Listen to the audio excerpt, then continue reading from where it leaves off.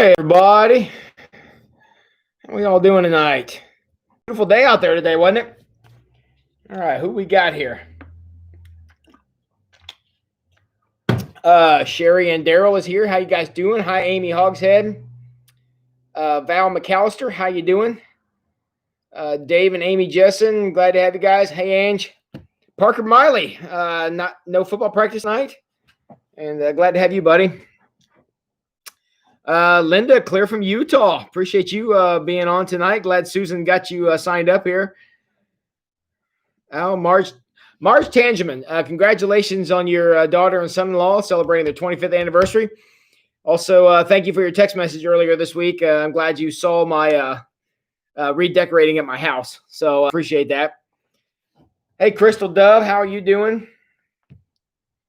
And let's see, who else we got here? Oh, let's see here. We got Margie and Doug. Hey, Suze. And let's see, Anna Kay, good to see you tonight. Had football just not work. Okay. Hi, Cynthia. Glad to have you. So we got somebody from Utah, and we got somebody from Michigan. So branching out here tonight. And good, Cynthia. Glad you're here. We're going to get started here in just a moment because I know we got to get finished because y'all are real excited to get out there and watch the vice president debate tonight, aren't you? Anybody planning to watch the vice president debate coming up here at 9 o'clock? Anybody going to log on and watch that? Okay, Linda says no. And Cynthia, you're fine. You're fine because there's a big lag here. I talk and there's like 30 seconds before you hear it, so don't worry about that. Hey, Anna Kay. Oh, Anna Kay is going to watch. Okay. I'll go ahead and spoil it for you. Let's see. Here's how it will go. Kamala Harris will accuse Mike Pence of being a racist, and Mike Pence will be very controlled and measured in his responses, and will probably speak eloquently for the most part. But I mean, that's kind of how this all going to work. So maybe if we have some time and any of you are interested, I'll speak a minute toward the end. But we're going to talk about Jesus first because that's way more important. So Anne's going to watch. Good. March Hansman's out. Good for you also. Tim McCandy in the house. How you guys doing? All right, Susan. Susan's saying hi to her mom, Linda. I hope you saw that. Tim says they'll probably watch. Yeah, I'm going to watch for a little bit till I get annoyed with, the proceeding. So, all right. All right, we're 19. See if we can get to 20 here tonight. Oh, there's 20. Good. All right. I'll give everybody a chance to settle in here. For those of you who have the book, and if you don't have the book, don't worry about it. We're going to be in chapter 3 tonight. So if you have the book, I'll throw out some page numbers if you want to follow along. If you don't have the book, don't worry about it. Tonight's chapter, any of you who read it know, pretty straightforward chapter. And that's kind of what we want to talk about is one of the things that I don't know that we spend quite enough time talking about is the fact that Jesus really took a pretty big step when he was born, bigger than any of the rest of us took. And we want to be able to just take a moment tonight. That's what our topic is going to be, and share a few words about that tremendous step that Jesus took and what that means to us.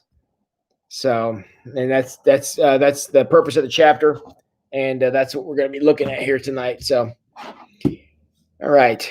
Everybody here? Anybody jumped in the chat that I haven't shouted out to yet? I want to say hi to my good friend Scott Lynch. Scott, buddy, I appreciate you always keeping me in line on getting these text messages sent out. Scott reminds me every Wednesday and every Sunday to make sure I get the link sent out to all of you, and so he reminds me, and I get them set up. And when I set them up right, you guys get them. And when I don't set them up right, you don't get them. So, but hopefully I get them set up right often enough that you guys can log in. So appreciate that, Scott. And I'm glad to know you're watching, buddy. Appreciate you. And All right, Matt Clements is here. All right. Matt, good to see you, buddy. Val says, I get the Sunday ones, but not the Wednesday ones. Val, my phone is off right now. If you want to send me a text, I will fix that. Send me a text and tell me to fix that, and I will fix it. And you'll start getting the Wednesday night reminders. So just send me a text right now. My phone's off, and I'll get it when we're done here tonight, and that'll remind me to fix that problem. All right. All right. Anybody else got anything here before we jump off on this?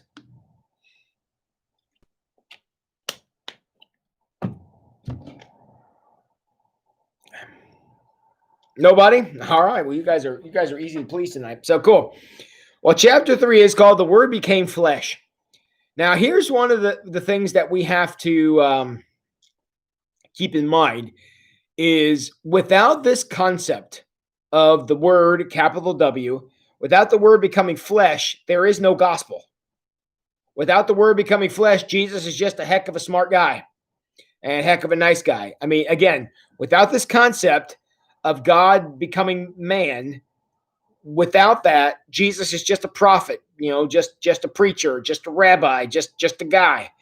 There's nothing particularly noteworthy about him until we realize the great contradiction, I guess I would say, that Jesus represents, in that he's fully man and fully God at the same time. And that kind of starts blowing your mind. That's like being dark and light at the same time, but that's exactly what Jesus was.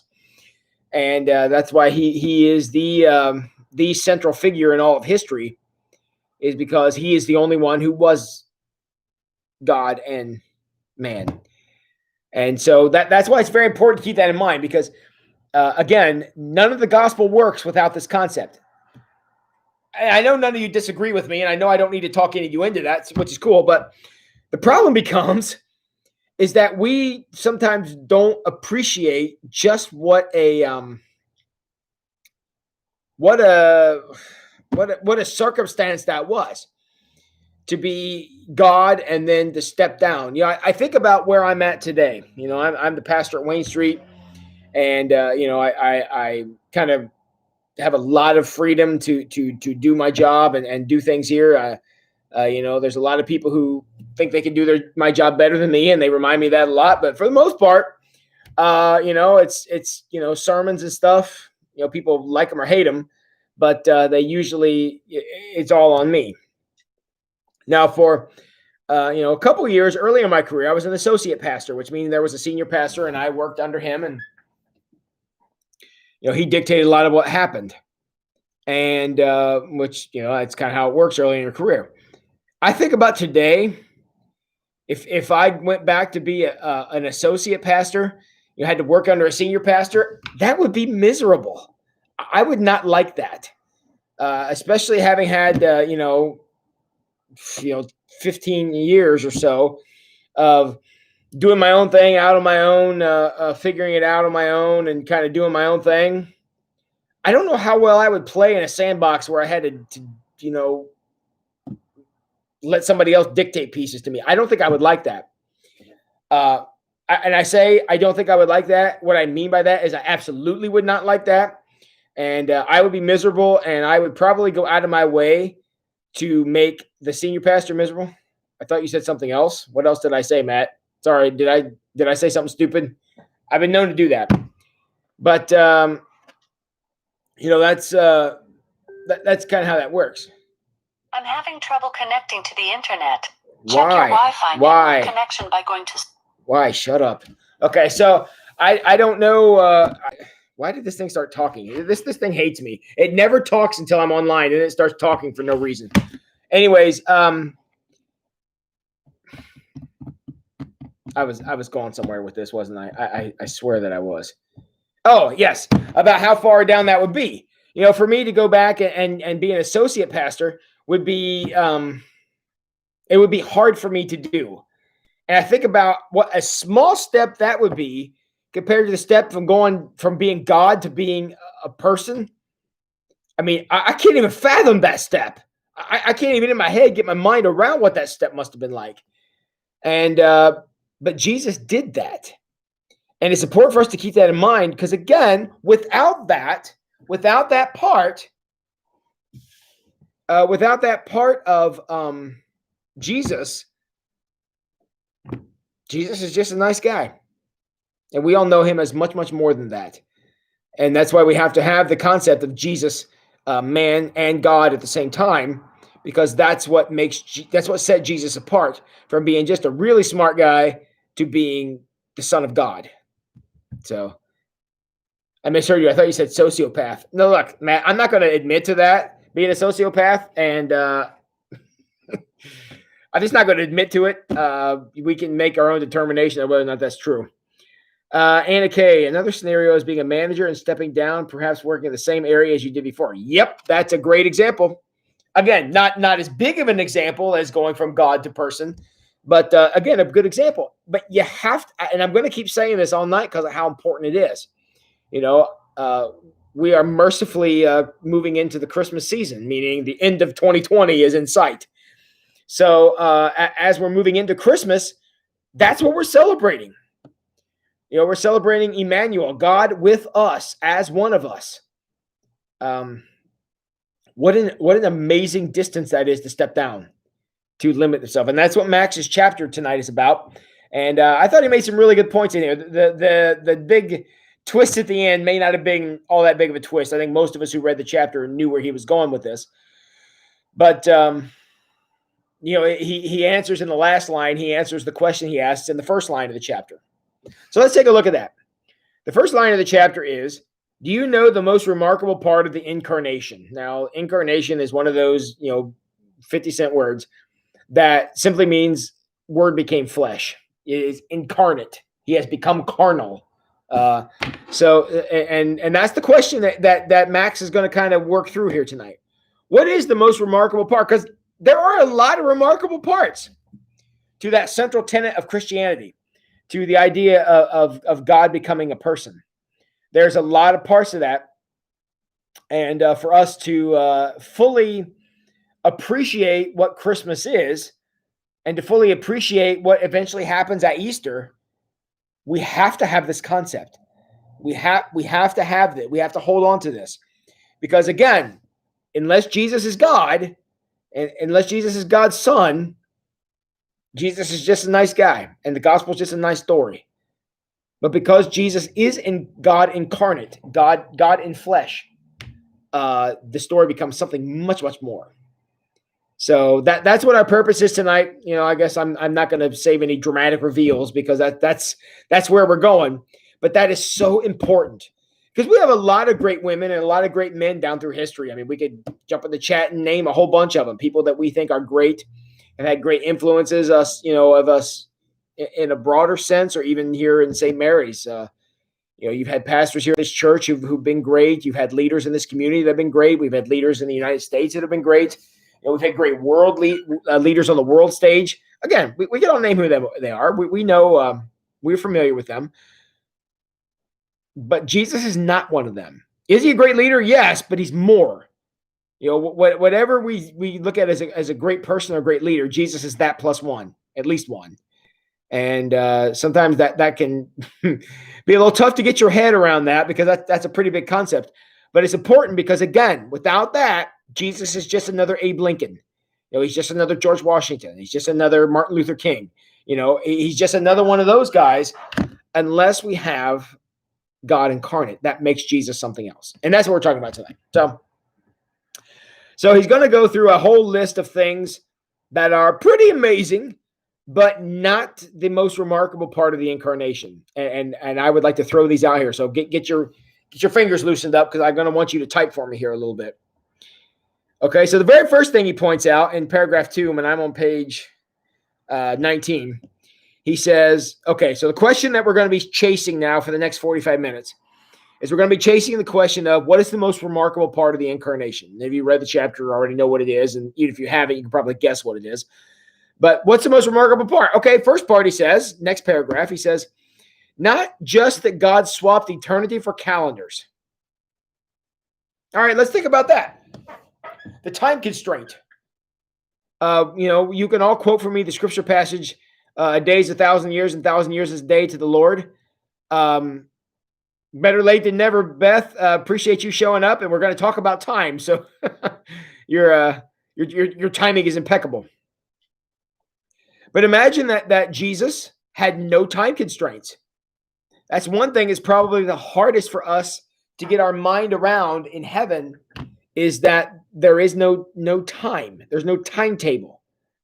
Everything, and I mean everything that we know in this world, including this body and this phone and this bottle of water and this amazing coaster I have my water sitting on. All this stuff has a shelf life. It's only going to last for so long. This tablet that I'm reading off of, all this stuff is amazing. It's only going to last for so long. Eventually, it's going to wear out and be gone. If this thing keeps talking to me randomly for no reason, its shelf life might get shorter. But that's what we need to keep on here, is that everything in our world, everything that we have a concept of, has a beginning, has an end. We know what the beginning is. We know what the end is. Now, we may not be around for it. Like when we look at a great big 100-year-old oak tree or something, we don't know when that thing was a seedling, but we know that it was a seedling at one point. We know what that beginning looks like. We also know what a dead tree looks like. We have seen them, all around, all over the place, and we have a concept for that. So, yeah. Hi, Anthony. Glad to have you join us from the state of Washington, man. We are getting around tonight. So, Tony, I'm glad to have you in, and Linda, thank you for inviting him. Linda and Tony are friends, so glad to have you guys here. And for those of you who don't know, Linda is Susan's mom, if you haven't figured that out yet. So Tony and Linda, glad to have you guys here tonight. Thanks for coming out. Appreciate you being a part of the conversation. So, all right, I'm getting a little ADD here all of a sudden. So that's one of the constraints that Jesus placed on himself, is the constraints of time. I mean, Jesus had a beginning. We celebrated at Christmas. Jesus had an end. It was 40 days after Easter when he ascended back into heaven. That's something that Jesus didn't know before. So as annoyed as we all get with this monster that we wear on our wrist, and how there never seems to be enough time for anything, and people are running like crazy people trying to get around it to get where things are going and all this stuff. Imagine not having that constraint to having that constraint. Because one of the parts of Jesus being God and becoming a man is now he is under the auspices of this monster. So just think about that. That's one of the constraints Jesus accepted: a beginning and an end, and not something he had dealt with much before. Okay, so that's the first thing. Okay. He says that I'm turning my page over to page. I'm still page 19. He said, Max says, he heard for the first time a phrase never used in heaven: "Your time is up."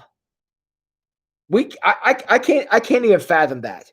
I can't even fathom the idea that there is no time in heaven, because again, we are so, especially in this culture, we are so time oriented. Be on time, start on time, end on time, live on time, die on time, all this stuff. We are real huge about that. And, there are a few things in life that will get people more upset than to not respect their time. That will be offensive to people. So for people so time oriented, Jesus entered into that situation having never dealt with time before. So somebody jump in the comments and say something. What do you think about that? I mean, to go from not having to deal with time ever to now being under time constraints. We see Jesus dealing with that in certain stories of the gospel where, people start freaking out saying, think about the disciples during the storm. Jesus, you got to stop the storm now. We're all going to die. And Jesus is like, guys, crying out loud. I mean, that's kind of what you get from that. And so these time constraints would have been something new. Would have been one of the delightful parts of becoming a person. Okay, so that would have been a hard constraint to deal with, to go from timeless to under the authority of time. Been tough. Next thing he says, I'm still on page 19. I'm in the paragraph that starts with, do you want to see the brightest jewel and the treasure of the incarnation? You might think that it was the fact that he lived in a body. One moment he was a boundless spirit. The next he was flesh and bones. Okay. I'm 45 years old. I'm starting to learn that flesh and bones don't always do what they're supposed to do, and don't always act the way they're supposed to act, and don't always go where they're supposed to go, and don't always feel the way they're supposed to feel. And so Jesus traded having no body, or a body, that was spirit, to having aching knees and sore muscles and headaches and bad vision and poor hearing and who knows what else. He wanted on to deal with those things. Again, constraints, physical restraints that Jesus never knew. And he goes on page, I'm on page 20 now. He goes on to refer to Jesus as being imprisoned in flesh. It would be like, I remember back, I don't know, 10 years ago, 15 years ago, how I felt then when I was in my early 30s compared to how I feel now in my 45.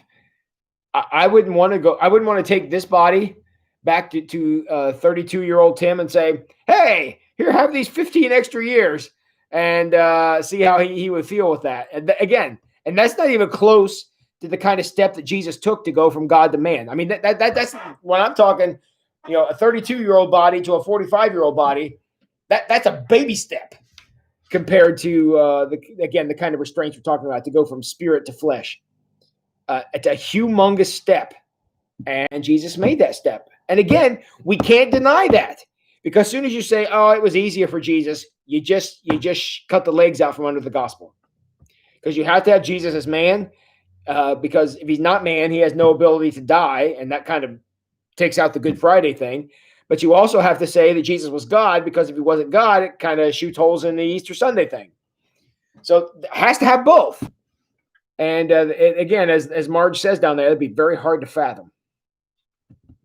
And one of the questions that Max Lucado wonders out loud is one I hadn't really thought of, but I think would have been a tremendous temptation. Is Max says, I wonder if Jesus was ever tempted to reclaim his boundlessness. What do you think? Think Jesus was ever tempted to cut a corner? Anna Kay says, Max Lucado talked about Jesus having pimples as a child, learning how to wash, learning how to walk. It's hard for me to fathom Jesus doing that. Yeah, I know. It is hard, but he did. Because the moment you take that out and say he didn't have that, the gospel now has no meaning. So, yep, Matt, that's the exact story I was thinking of. He was tempted by Satan. And think about the temptations that Satan threw at him. To bread. The second one was the tower. Jump from the tower and you won't die. And the third one was, here's all the kingdoms of the world, and I'm willing to hand them over to you if you'd like to have them. And Jesus was like, thanks, but no to all of them. But think about what those temptations were. Bread, stones to bread, was a temptation to Jesus' physical body, because we all know, hunger. I mean, I'm pretty sure we're all familiar with that feeling. So we all know hunger. And so when Satan says, hey, you hungry? Why don't you take the stone and make some hot, fresh baked bread, man? Wouldn't that be good? So that was temptation to Jesus' physical body. The second one, jump from the tower, you won't get hurt. I want to tell you right now, if you jump off of a high place, you're going to get hurt. Right? That is an absolute given. That is absolute. Take it to the bank. What Satan was saying was, hey, jump out of here, and nothing's going to happen to you. God's not going to let you hit the ground. He'll send his angels to catch you or whatever. That is a temptation to Jesus' the spirit part of Jesus, the God part of Jesus. Because in that, God could jump out of a tower. Wouldn't be something I'd recommend for any of us, but that is something that Jesus could do as God, is jump out of a tower. So there Satan was appealing to his God part to say, well, prove to these guys. I mean, you jump out of this tower and fly away, a lot of people are going to believe what you're telling them. And Jesus was still like, yeah, pass. The third thing that Satan offered was what? All the kingdoms of the earth. Now Satan was tempting both sides. the vanity of man, the unsatiable appetite for power, that's part of flesh. He was tempting that. All the kingdoms of the earth, Jesus already owned all of them.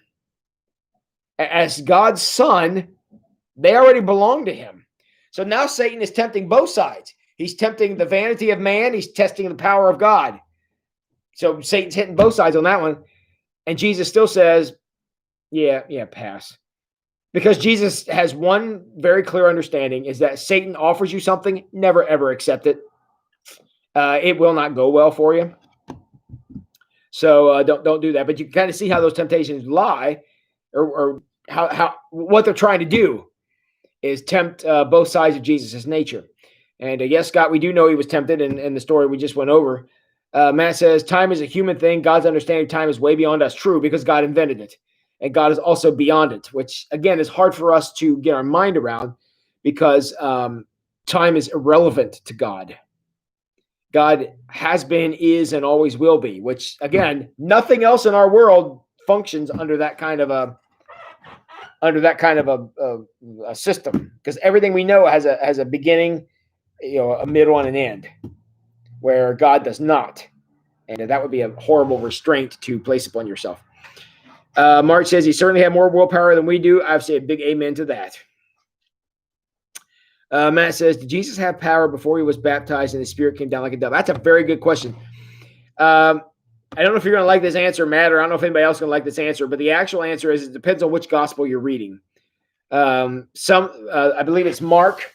Nothing really happens until Jesus is baptized. There's not really no story contained in the Gospel of Mark till the baptism. So according to the way that story goes, it was when the dove came down and God declared him God's son. That's Mark's idea of it. But I'm a little more inclined to go with John, the Gospel of John's rendition of it, where, John chapter 1, verse 1 is, in the beginning was the Word, and the Word was God, and the Word was with God. He was with God in the beginning. I'm much more inclined to go with that idea of God, and as Jesus always has been. So Mark's story just picks up with the baptism. That doesn't necessarily mean that it started there, but that's where Mark's gospel started. So there was a theory that Mark was claiming that Jesus had no power prior to baptism, but the other three gospels dispute that, and Mark simply just starts at the baptism. For Mark, there was no details that were relevant until then. So that's where it came from. But did Jesus have power before he was baptized? Yes.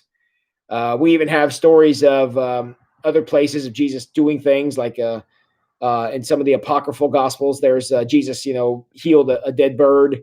He stretched out a stick that Joseph was working with, and so he could fit it into this project he was working on. So, yeah, we have evidence of that. But again, he either is God or he isn't. It wasn't like he became God along the way. And just because Mark's gospel doesn't pick up until the baptism doesn't mean that there was no power. Now, Jesus may not have had full control over it.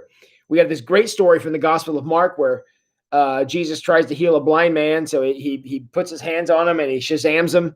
And then the blind man says, well, that's a little better. People kind of look like trees walking around. And Jesus is like, hold up, let me try that again. And he did it a second time and got it right. So we see stories of Jesus learning. We see him refining his powers and learning how to control them with the limitations of being a man. But the power was always there. It just took Jesus just a little time to harness it. But good question. Okay. All right, I'm going on now to page, I'm still page 20. And page 20, Max says, not once did Christ use his supernatural powers for personal comfort. I thought about that for a minute, and I thought, you're right. Of all the miracle stories of Jesus in the gospel, none of them were self-serving. It wasn't like everybody was kind of cool, but Jesus is like, I'm starving. Anybody got any loaves and fishes around here? It wasn't anything like that. Jesus was always given signs for other people to see, and he never did anything to make things easier for himself. Like saying, all right, we're going to go over to this other town and do ministry, and I'm going to fly there. I'll meet you guys. Oh, he never said that.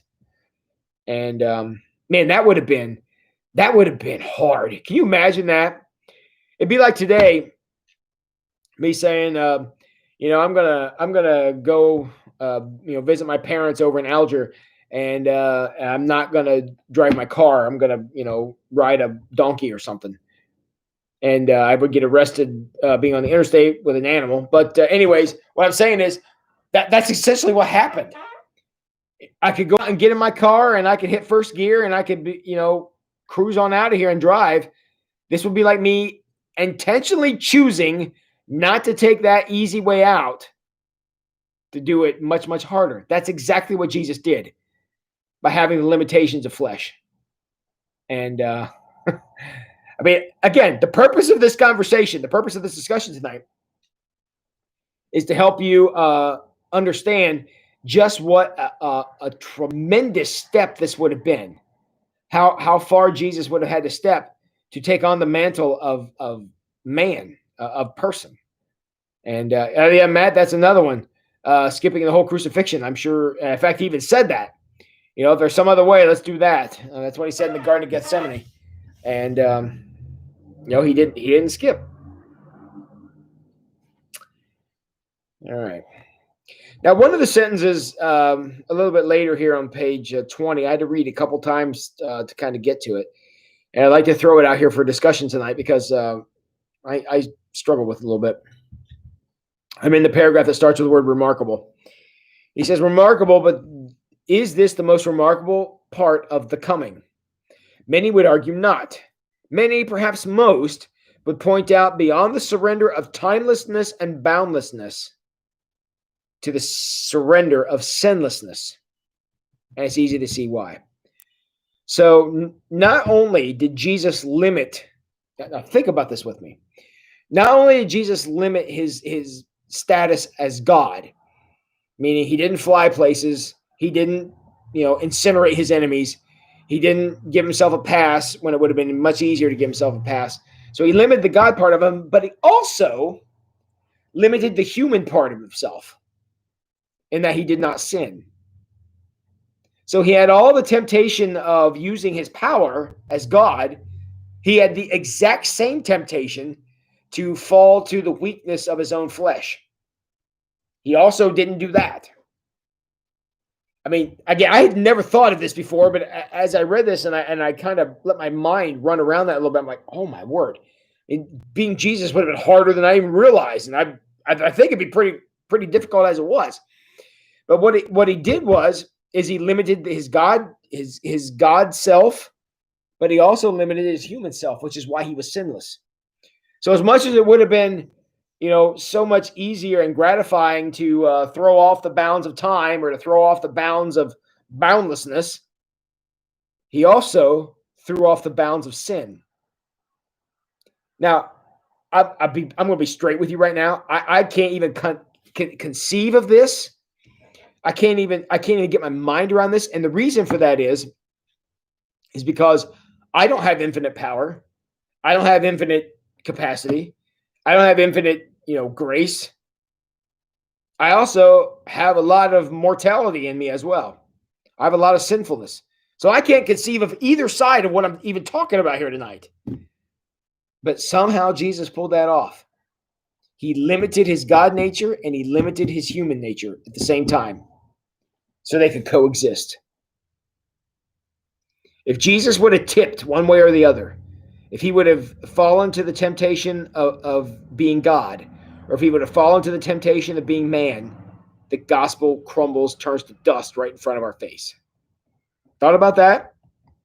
This is a pretty high pressure scenario that's been set up here. And Jesus has a lot of what am I trying to say here? A lot of reason to give up or lean one way or the other, and he doesn't. So take a minute to appreciate what an accomplishment that is, and how, most of us can't even make it a whole day without doing something we weren't supposed to do. Jesus made it his whole life on earth by keeping all those things in balance. What an incredible accomplishment, where he managed to put reins on both his God nature and his man nature. Gives you a little appreciation for what he is and what he has done. because he's the only one that could have pulled it off, because literally he's the only one that could have pulled it off. I know right now, if I had infinite power like he had, and I would have had that at my fingertips, and I had somebody accusing me of a bunch of garbage, that person would have had like right out of a Looney Tunes cartoon, they had a grand piano fall on them. But Jesus never did that.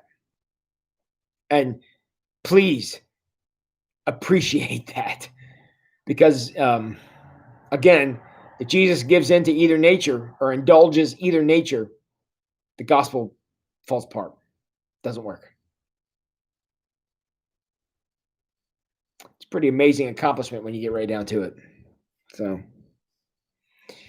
all right, now one of the things that I mean, again, how you don't retaliate to this, I have absolutely no idea. But the crown of thorns, and I thought Max's discussion on the crown of thorns was interesting, in that thorns in the Gospels always represent not necessarily sin, but it represents the result of sin. I'm trying to find my note here. So yeah, they represent. Oh, here we go. Throughout Scripture, thorns symbolize not sin, but the consequence of sin. Yeah, that's what I just said. Remember Eden? After Adam and Eve sinned, God cursed the land. So I will put a curse on the ground. The ground will produce thorns and weeds for you, and you will eat the plants of the field. Brambles on earth are the product of sin in the heart. And so think about what that is. Is that when the crown of thorns was placed on his head, and look, any of you ever got stuck with a thorn? I mean, that hurts, and how tender your head is. This area right through here. You ever get a cut, on your face or something? Just bleeds like crazy. And he had a crown of thorns placed upon his head, and which represents the consequence of sin. Well, I'm telling you what, right now, if I would have had the power of God in me, and somebody came at me with a crown of thorns, that guy's going to turn into a slug right on the ground. I'm going to step on him. That's just what's going to happen. But Jesus, again, fought off that temptation. So take a second to appreciate what kind of temptation that would be, to retaliate or to prevent that from being shoved onto your head. That's I can't. I can't. I know darn well I wouldn't have made it. And but Jesus somehow managed to keep his, not only his human self in check, but he kept his God self in check as well. And he didn't turn the guy into a pile of dust on the floor. And you got to admit, the temptation to do that would have been pretty high. Tim asked, when Jesus came into the world as a baby, would he still had his full God consciousness and awareness of who he was? I'm going to have to say yes, even as a baby, because, if he didn't keep the God part of himself under control, bad things would have happened. Could you imagine a toddler with that kind of power, and not being aware of it? I mean, we've all had a toddler, hit us in the face with something or spill something on us, or, whatever. We've all had that happen. Could you imagine God as an out of control toddler throwing a fit? I mean, it could be dangerous. And so I'm going to have to say yes, that he would have had to have some kind of awareness of that, because could you imagine the nuclear warhead that could have went off? Jesus started throwing a tantrum. Yeah. Again, that would have been something else. So Tony says, goes to prove how much love Jesus had even for his enemies. Clearly, I mean, in order to have that kind of dedication and that kind of intestinal fortitude, I'm going to call it, to go through with something like that, there had to be a motivating factor, and love is the one that I have to find. Because, and I'm going to tell you right now, Pastor Tim don't love like that. I'm sorry, I don't have that capacity. Thank God he does, but I don't. I don't have that capacity to be merciful and graceful. I don't. I lack that. I'm going to tell you right now. You come at me to hurt me, and I'm going to hurt you worse. That's just how it is. And we can all be thankful that God made me a pastor and not God, because I would have been real bad at it. So since thorns represent the consequence of sin, Max goes on to a little discussion here about well, think about what those are. And I'm still on page 21. He says, what is the fruit of sin? Step into the briar patch of humanity and feel a few thistles. There's a sentence for you. Shame, fear, disgrace, discouragement, anxiety. Haven't our hearts been caught up in those brambles? All right, guys, jump in the comments and tell me, do we struggle with these things? The fruit of sin, he calls shame, fear, disgrace, discouragement, anxiety. Somebody jump in the comments and give me a what up if you've ever been there. Somebody jump in the comments and give me a what up if that's something you've ever dealt with. Ever dealt with the fruit of sin? Shame, fear, disgrace, discouragement, anxiety? Anybody ever been there? And it's those kind of broken experiences that cause these things. And again, no shade on anybody here, but that's where they come from.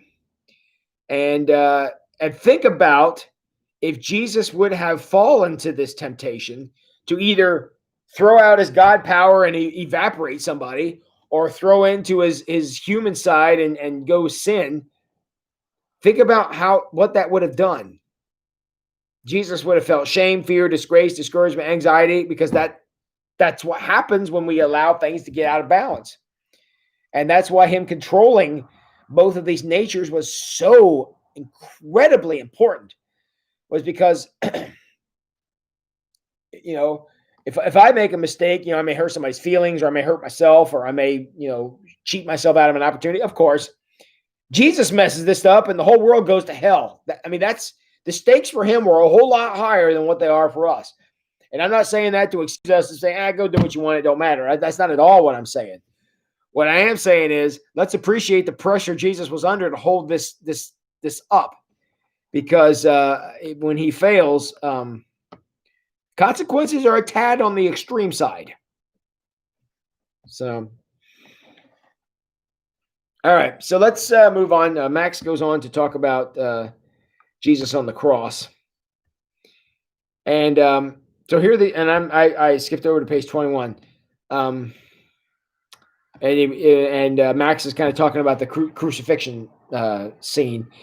He says, and when he did, all the emotions of sin tumbled on him like the waves of a stormy sea. Okay, so when Jesus was on the cross, sin, he was having the experience of sin, even though he had not indulged it. Which, you want to talk about unfair? I defy you to beat that. So he felt anxious. In the Garden of Gethsemane, if he sweat great drops of blood onto the ground. He was anxious. He was guilty. He was alone.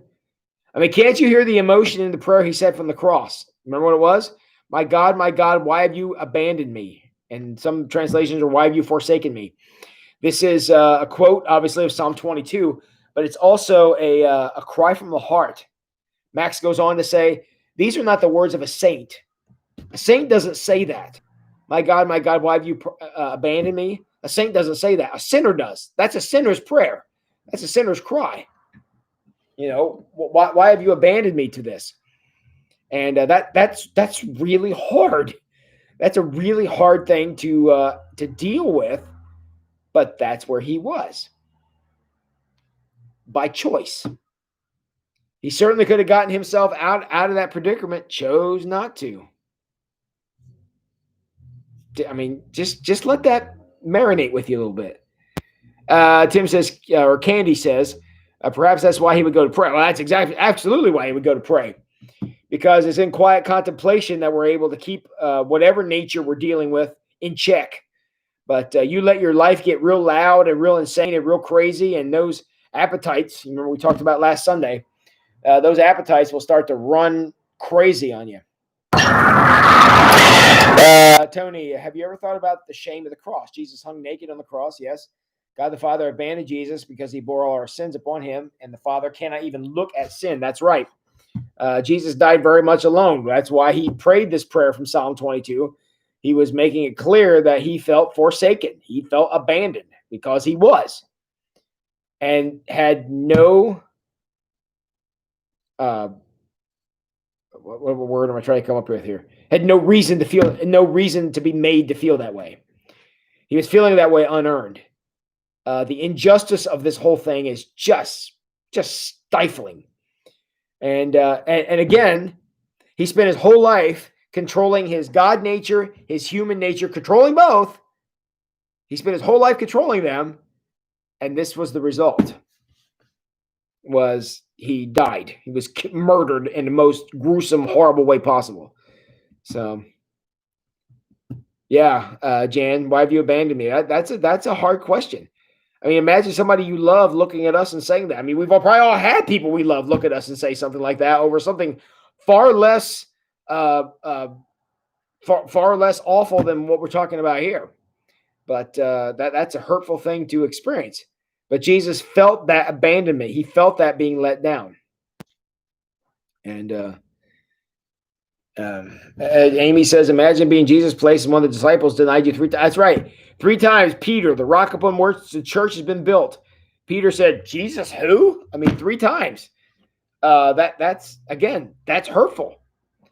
If one of my friends, said, Tim who? I don't know nobody named Tim. I'm like, well, if I had the power to vaporize you, pal, you're dust. I'm going to Thanos you, right? And that's what's going to happen here. If you cross me, and that's a great temptation. Tim says, if Jesus is God in the flesh, who was he praying to and asking why? God the Father. He was talking to God the Father at that point. That's why he says, my God, why have you forsaken me? He had lived his life in great communion with God, his Father, and at this moment, that was being torn away from him. And it was, Jesus dying on the cross just like a man. And that had to be a horrible experience because, again, think about the closing chapters of the book of Revelation. So, all right. I've flipped over to page 22. Not that he in an instant went from needing nothing to needing air, food, and a tub of hot water and salts for his tired feet, and more than anything, needing anybody who was more concerned about where he would spend eternity than where he would spend Friday's paycheck.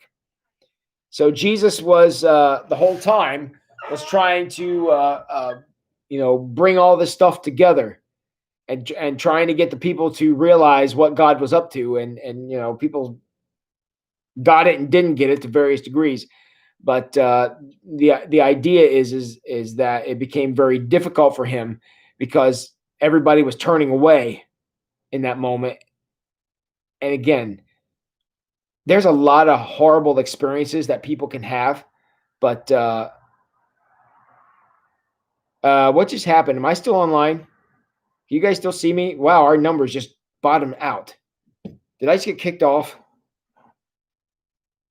We just lost like half our crowd in like 1 second there. Hope everybody's okay. Am I still online? I hope I'm still broadcasting. Okay. Yes, I was frozen. Well, isn't that just wonderful? Okay. Anyways, okay, the numbers are coming back. Okay. All right. Okay. I'm trying to think what the last thing you heard was. I'm going to go back here and answer Tim Dickey's question because I don't know where we are. He said, if Jesus is God in the flesh, who is he praying to? Where am I? I lost your other question, Tim. But isn't he 3 in 1? Yes. Again, 3 in 1. The analogy is, and it's not very good, but the analogy is he's like the government. The government's 3 parts: the executive, the legislative, and the judicial. And Jesus was one of 3 parts that made up a whole. So God was abandoning a piece of himself in the death of Christ, which, again, that couldn't have been easy. But that's what was happening as Jesus was dragging sin into the grave with him, because that's what he came to do. So, all right.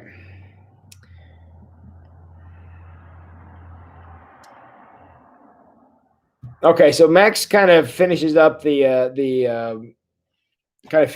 happens here. As he says, Jesus also resisted the urge to fry the 2-bit self-appointed hall monitors of holiness who dared suggest he was doing the work of the devil. So this Jesus, who was controlling his God nature and controlling his human nature, was being accused of being a Satanist. And he didn't, Thanos those guys by snapping them out of existence. Lucky for them. Jesus kept his cool, going back to what Amy said a few minutes ago, kept his cool while the dozen best friends he ever had felt the heat and got out of the kitchen. So they turned and took off. He gave no. Okay, so the next he says he refused to defend himself. I mean, think about standing silent before Pilate, and that in a scene that always I thought was weird. Pilate was like, why won't you even speak to me? And Jesus is like, whatever. And he didn't defend himself, so he's being accused of stuff he didn't even do, and doesn't even defend himself. Could you even do that? Let yourself get accused of things and be like, whatever, and just I don't know if I could do that. So not only was he being blamed for stuff by Pilate and blamed for stuff by the religious leaders, the sin of the world was coming down on him. So Max says, for every sex worker and sailor since Adam, all that accusation was falling on him. That's a lot of accusation. I think we can all agree. So he didn't defend himself all the way to death. It's no wonder the last words of Christ from the cross were, "It is finished." He wasn't finished. It was finished. And yes, I know that's Jesus playing the pronoun game, but the pronoun game, it here, is death. Death was finished. Death had been canceled. And Jesus, when he went to the tomb, he was dragging sin with him. And when he left the tomb, he left the sin in there. So now I'm on the last page of the chapter now, page 23. He says, not even after 3 days in a dark hole, he stepped into the Easter sunrise with a smile and a swagger and a question for lowly Lucifer. Is that your best punch? That all you got? That's pretty cool. Even Max says it. That's incredibly cool. But you want to know the coolest thing about the one who gave up the crown of heaven for a crown of thorns? All right, so Max is now going back to his original question. What's the most amazing part of the incarnation? Is that he did it for you. The plan of redemption. That's right, Tony. The plan of redemption was pulled off for you. And so in the midst of all this, Jesus had this internal struggle going his entire earthly life between his God nature and his human nature. And he knew his motivation for controlling that was that you needed what only he could offer. You needed it. I needed it. We all needed it. And that is God's grace. And the only way that grace was going to be available is if Jesus offered it. And that's why he kept those two natures in check, which I'm sure were at war within him every minute of his life, from the manger to the grave. Now, things obviously changed after the resurrection, but we can get on with that. But that's the gospel story. That's the central theme, and the gospel again falls apart if you deny or don't pay heed or embrace the idea of Jesus being human and God at the same time and controlling both natures at once. By breaking the bonds of sin and death, by canceling death, by giving God an avenue to offer grace, forgiveness, redemption, all of those things. What a powerful statement.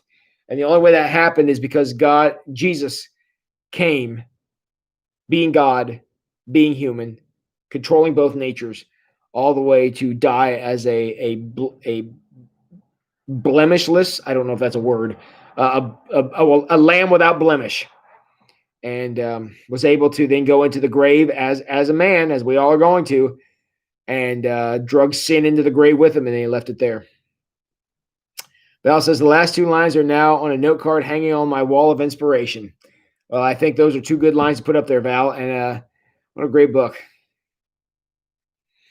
Matt asked me, was he sinning by asking God the Father why? No, I don't think he was sinning by asking God the Father why he was forsaking him. I don't think that was a sin at all. I don't think it's ever a sin to question God, which that's kind of a big statement. But I don't think he was sinning in that because he wanted to know. I mean, I look at some of the stuff that Job said in the Old Testament was a whole lot worse than that. But so I don't think that. I mean, clearly God didn't hold it against him because redemption worked. Had that been a sin, it would have screwed up what Jesus was trying to do, and it wouldn't have worked, and we would be doomed today. But since we're not doomed, and we have the opportunity to talk about life everlasting, we know it wasn't the sin. We have evidence that it was not. It's a good question, but I don't think that there was any blame in that. One of the features of the book of Job that always gets me is Job goes through like 40 some odd chapters of just whining and complaining about God. Which, if you read about what happened to Job, he certainly had a right to be upset. But at the end of the book, I always come back to the fact that God said Job is blameless. Yes, he said some terrible things, but they weren't incorrect things. They weren't wrong things. And that's a pretty big statement by God, embracing somebody who didn't always have a whole lot of good to say. So no, I do not believe that was a sin for Jesus to ask that question. So, yep, Jesus is sinless. Anxiety and shame. Yep, you can imagine there was a good amount of that going on. If Jesus left heaven to be God, man, who was running heaven? I think God the Father was. Again, I don't know that heaven needs to be run, as in like a governor or anything like that, or a president. But I think that God was working the whole thing. I mean, I don't want to blow anybody's mind here, but you got to remember, beyond this world, there's no time. So how long exactly was Jesus gone? Was it 33 years? Was it 33 million years? Was it 33 seconds? I don't know. Because in heaven, that stuff doesn't exist anymore, which again is hard to get your mind around, and people start, trying to figure out what the sound of one hand clapping is. But that's that I don't want you to get bogged down in that. But the fact that there is no time in eternity means that I don't know how long Jesus was gone. He accomplished a lot while he was here, but I don't know that time passes the same way. Jesus may have shown back up in heaven almost quickly as he left. I have no idea what that was like. Because again, nobody wears one of these in heaven. And thanks be to God for that. So, and I'm sure now everybody's trying to, figure out how many angels can dance on the head of a pin. So, hey, I got 90 seconds. Anybody else got a question? I'll take one more. You guys have asked some great questions tonight. Goodness gracious. Somebody throw out a question, and I'll give you one more. Oh, there's my bell.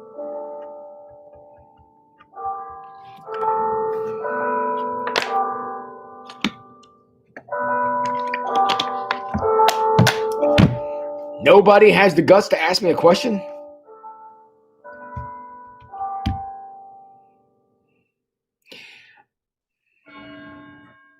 So God will harden your heart like Pharaoh when you have gone far enough in the wrong direction that you need turned around.